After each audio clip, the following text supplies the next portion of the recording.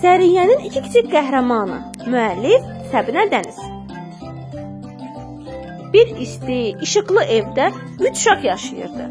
4 yaşlı Nihat, 2 yaşlı Nicat və 3 aylıq balaca Mələk Səriyyə.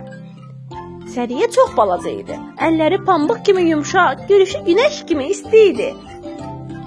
Bir gün ana sakitcə dedi: "Uşaqlar, Səriyyə yatır, ona sevgi ilə baxaq." Nihat sinəsini qabartdı. "Mən böyük qardaşam, mən onu qoruyaram." Nicat da balaca səsi ilə dedi: mən də qoruyum." Birdən Səriyyə yavaşca səs çıxartmağa başladı.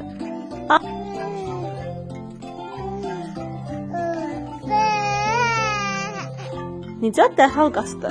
Amma yorğanı götürəndə az qala özü də yorğana dolaşdı.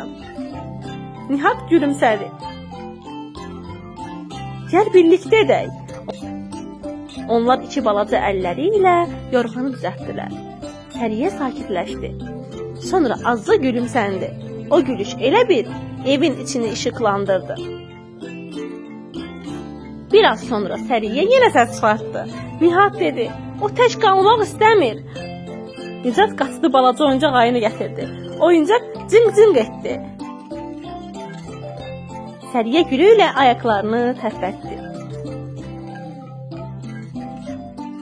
Ana qapıdan baxırdı, ürəyi sevgi ilə doldu.